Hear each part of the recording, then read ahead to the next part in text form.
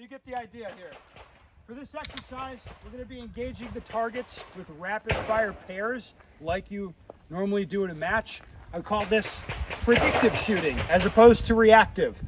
So let me explain what's going on here. Normally you look at a target, the sights line up on it, and you're going to, as you are well aware, if you're gripping the gun properly, the gun doesn't really move around that much. So you can shoot, you can shoot pretty fast. All right. How are you supposed to know how fast you can shoot? I know it sounds basic. It's not a dumb question. Well, it's not a dumb question. It's experience. Exactly. Training and experience.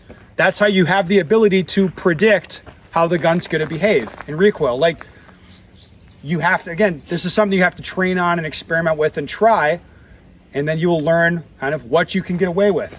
For the purposes of this exercise, think about it like a USPSA target. All right, so we're going to use the scoring rings. What that means is if we're shooting back from the green line of cones, you could still shoot, at an aggressive pace where you're predicting the gun's coming back down. You're shooting faster than you can react to each individual sight picture. And maybe you're going to soak up some C's, but that is beneficial. The scoring system sort of rewards that thing, right? We're on the same page there. So again, it's important. Think about it like a USPSA. Okay. The things you focus on for this exercise. Holding the gun properly, that's pretty much all you have to worry about. The same things will happen. If you over-tense your firing hand, as you're firing that pair of shots, you push down into the gun, you're going to hit low into the target. If you're right-handed, you'll push down like this. If you have insufficient support hand grip on the gun, obviously it's going to get away from you in recoil. If you're shooting a pattern like this on the target, I'm going to walk by and be like, hey, go faster. It won't matter. If you're shooting 14 splits like Joel can shoot, I won't care. I'll still walk by and go faster. Because that's really all there is to do. And how are you going to shoot faster? Pull the trigger faster. Yeah. So you relax. Exactly. Pull the trigger faster, which you'd be shooting as fast as you can pull the trigger up here anyway. You have to try to relax your hand and just work the trigger just a little bit faster, which, it's hard to do. If you over-tense your hand, you might get that trigger freeze where you're unable to release the trigger and reset for the second shot, right? That's the stuff that's likely to happen on this exercise, okay? But it's pretty similar to the last thing, right?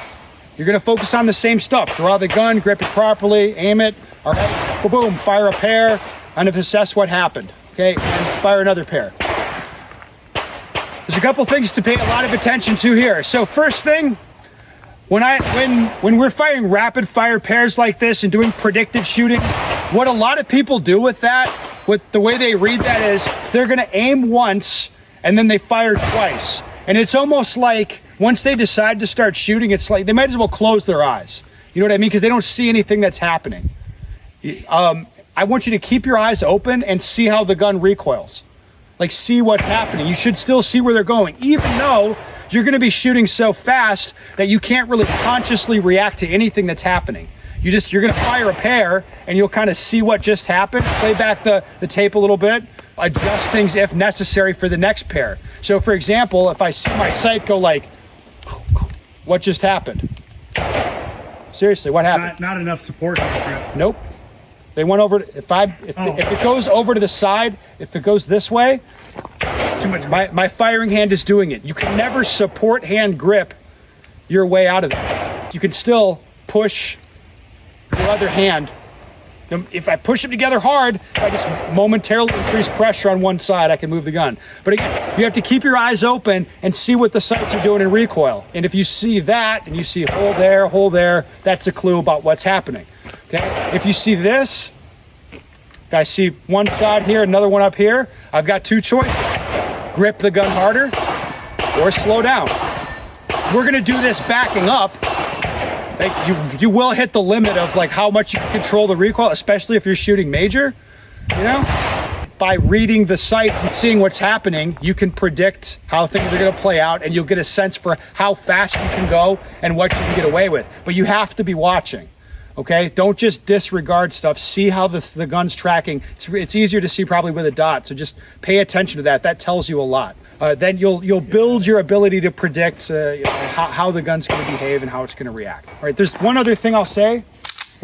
I won't make you dry fire, but when you come up and do dry fire, do it just the same as before.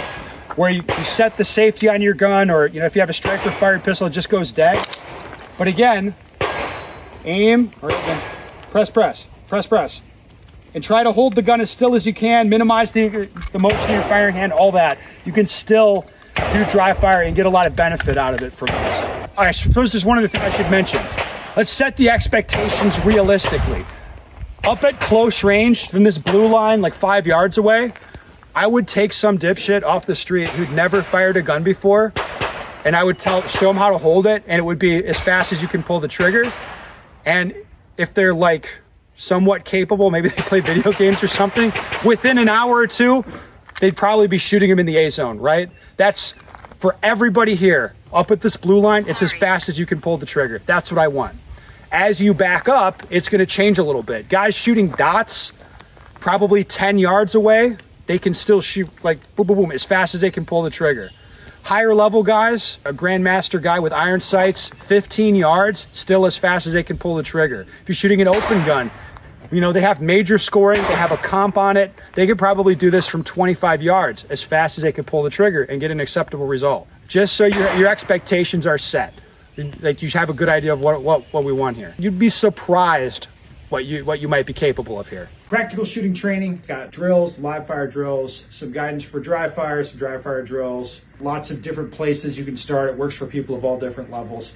If you want to train seriously with a handgun, especially for competition, this is the one to get.